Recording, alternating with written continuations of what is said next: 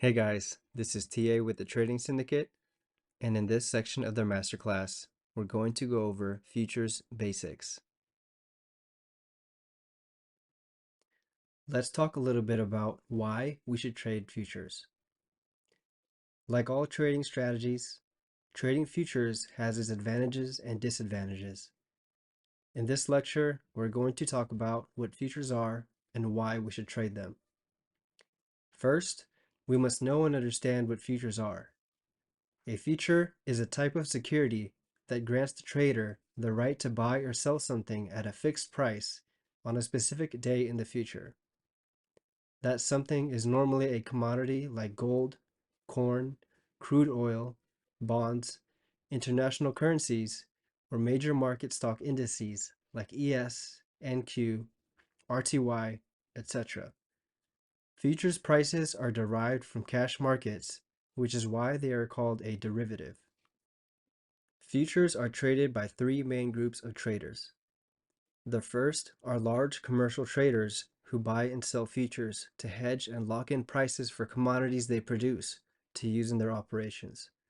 Someone who grows coffee might want to lock in a high price at harvest time by selling a futures contract, and Starbucks might want to hedge their costs at lower prices to better manage their budgets and expenses by buying a futures contract.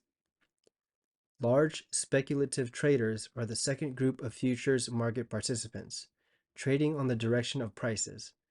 Commodity trading pools are an example of a large futures speculator. Small speculators are the third group, retail traders like you and I, also trading on the direction of prices. Futures are traded on various exchanges throughout the United States and internationally.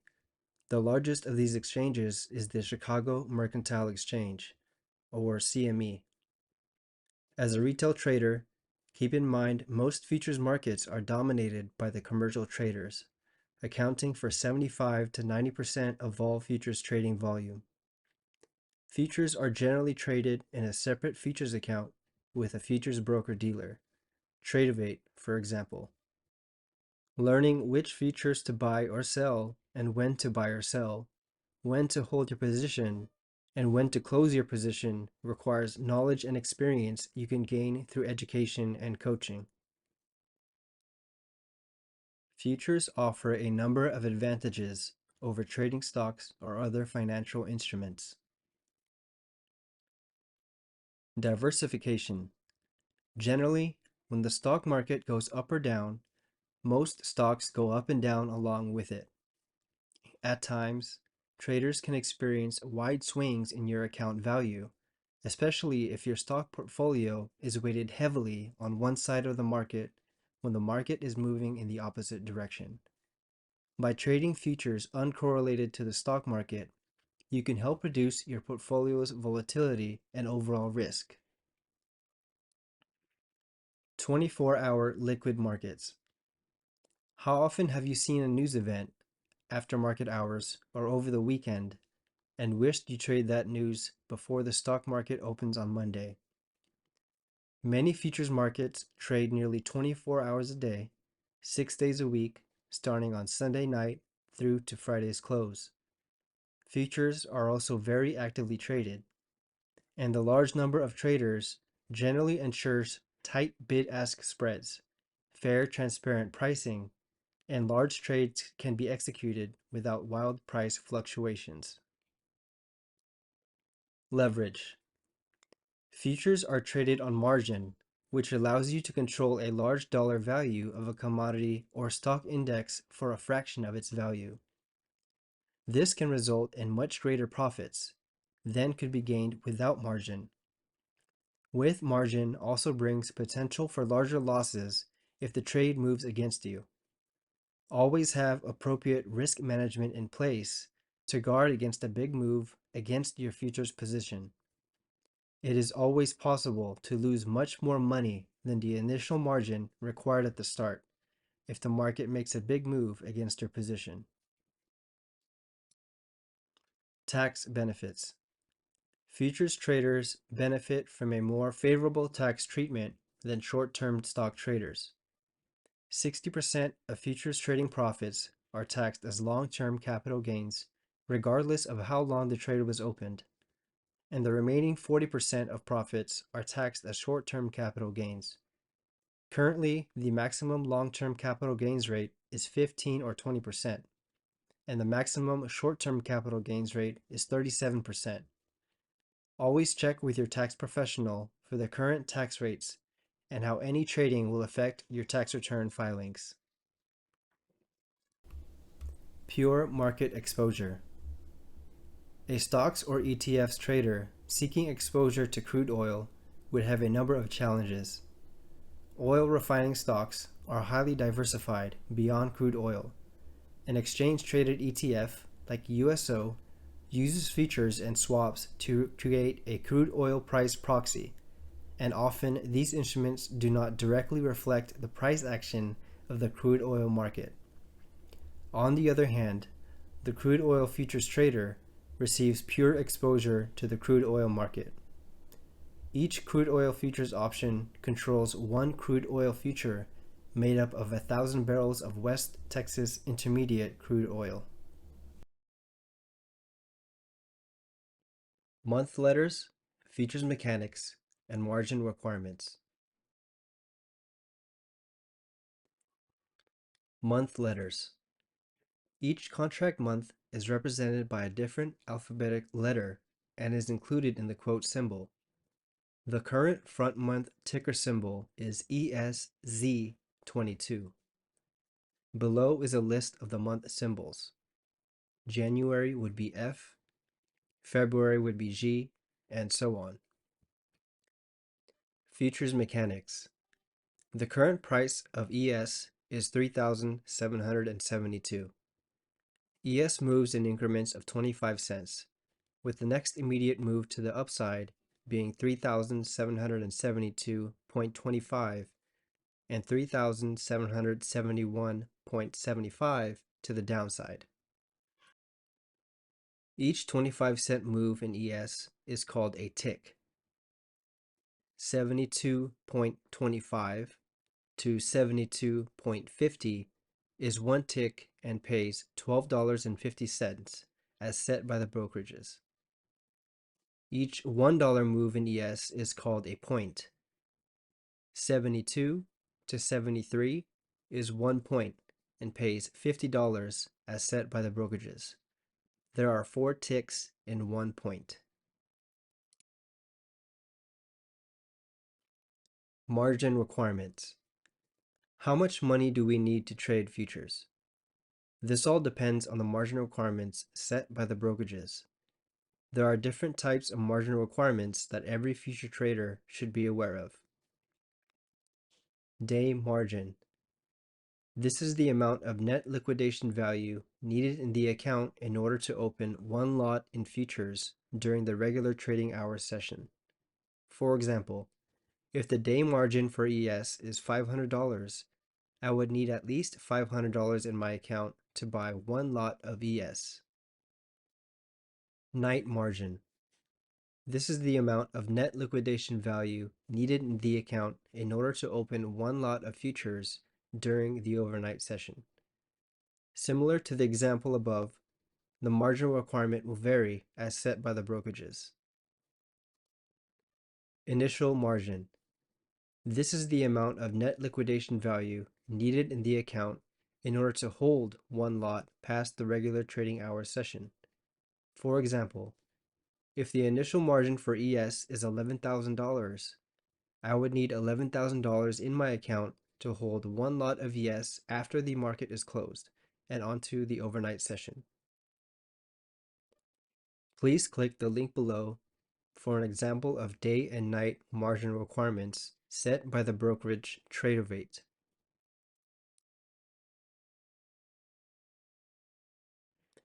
Going long and short.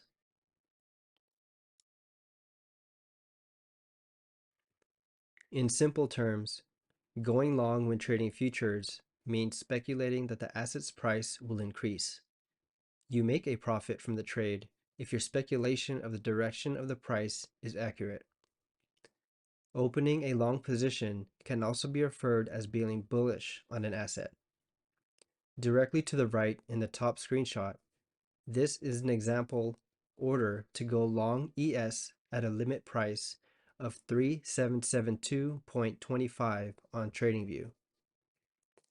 On the flip side, going short when trading futures means speculating that the asset's price will drop.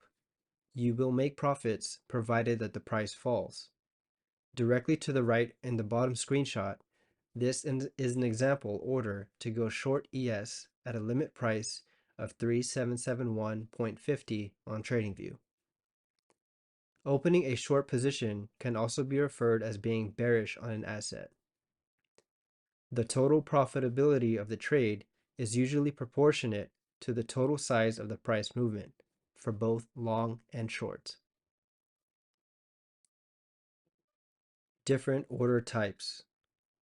You can choose which manner in which your order will be sent to the market and condition that will activate the price in the marketplace. Orders can be specified using prices or strategy based on what you are trying to accomplish. Here is an overview of different order types available on Tradeovate. Market.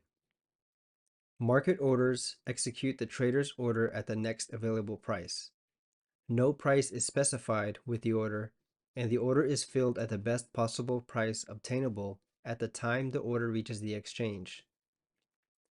Market orders are generally recognized as the most frequently used order type, and traders use market orders to enter and exit a trade quickly, since market orders execute at the current market price, when execution certainty is a higher priority than price execution.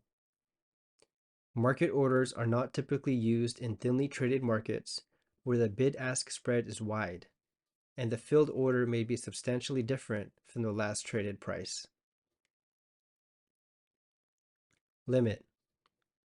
Limit orders are used to specify a price limit at which the order must be executed. Limit orders to buy are placed below the market, and limit orders to sell are placed above the market.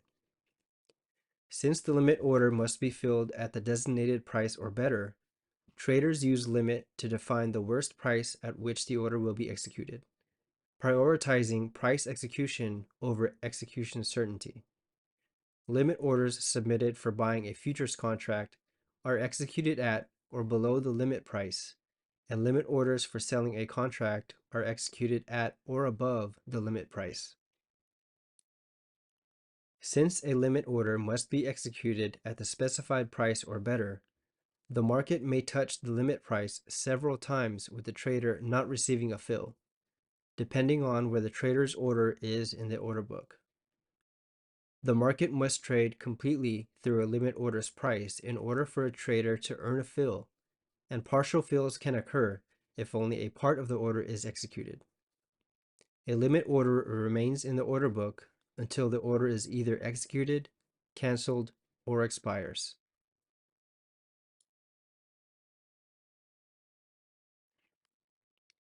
Stop. Stop orders are price orders that execute at the next available price once the market trades at the designated order price.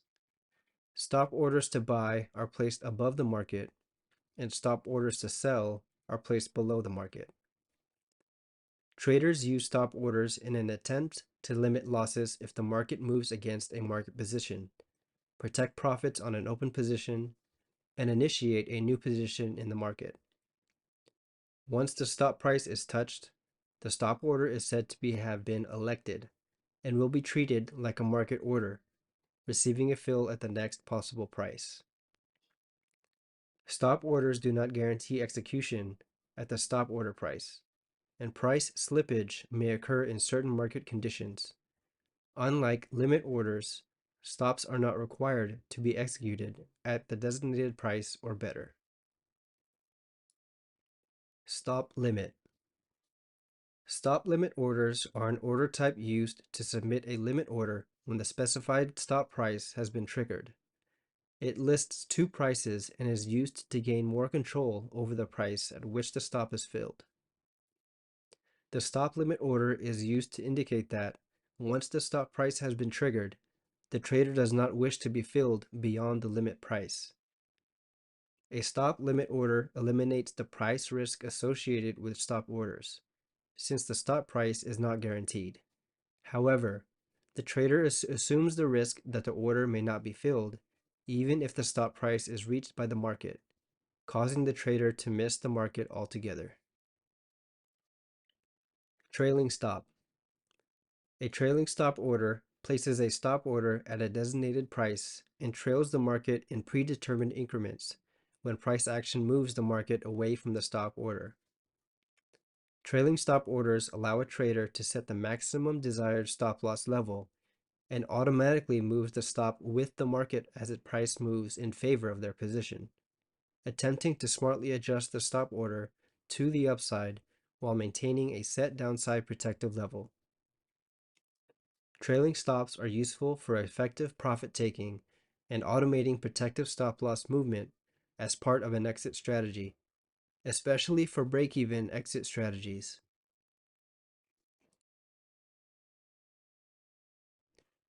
Take profit and stop loss.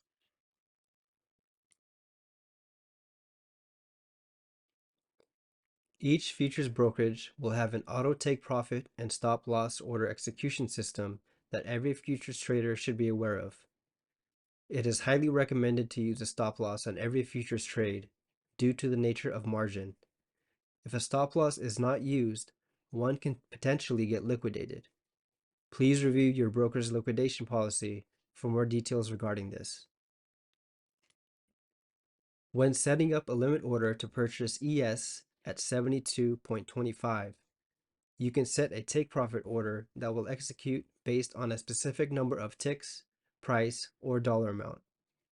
In this example here, the screenshot to the right, we are looking at a 20-tick take profit point, where the price will be 77.25 from the 72.25 entry, or $250. If the take profit order does not execute, this order has a stop loss set to protect the trader from too much downside. One ES lot will be sold at 69.75, which equates to 10 ticks, or $125.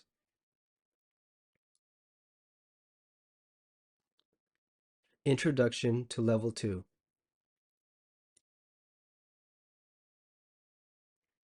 Level 2 can provide insight into a stock's price action. It can tell you what type of traders are buying or selling a stock, where the stock is likely to head in the near term, and more. Below, we'll explain what Level 2 is, how it works, and how it can help you better understand buyer and seller interest in futures. Level 2 is essentially the order book for stocks. When orders are placed, they are placed through many different market makers and other market participants. Level 2 will show you a ranked list of the best bid and ask prices from each of these participants, giving you a detailed insight into the price action. Knowing exactly who has an interest in a stock can be extremely useful, especially if you are day trading. Here is what a Level 2 quote looks like over to the right.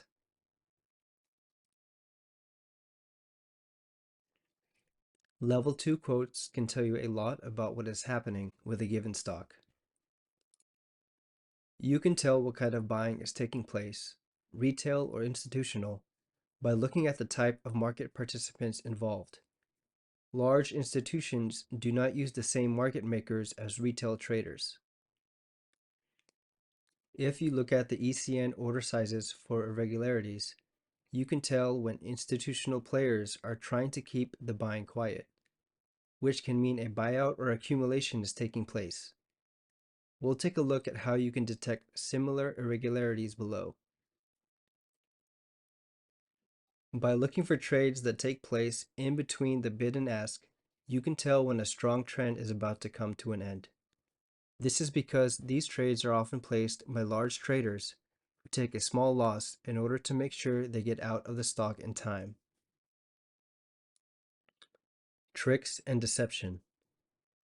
Although watching Level 2 can tell you a lot about what is happening, there is also a lot of deception. Here are a few of the most common tricks played by market makers. Hiding order size. Market makers can hide their order sizes by placing small orders and updating them whenever they get a fill. They do this in order to unload or pick up a large order without tipping off other traders and scaring them away. After all, nobody is going to attempt to push through a 500,000 share resistance, but if a persistent 10,000 share resistance is there, traders may still think it's a beatable barrier. Order sizes and timing. Market makers also occasionally try to deceive other traders using their order sizes and timing. For example, JPMS may place a large offer to get short sellers on board, only to pull the order and place a large bid. This will force new shorts to cover as day traders react to a large bid.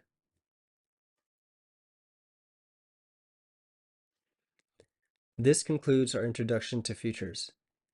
Due to the reduced margin requirements, Tradevate is our preferred brokerage for futures trading. You can find more information about them here by visiting www.tradevate.com. As always, please do your own research on different brokerages to make the best decision for your wants and needs. Continue on to learn more about the syndicate's futures trading psychology, mindset, and strategies. See you guys on the inside.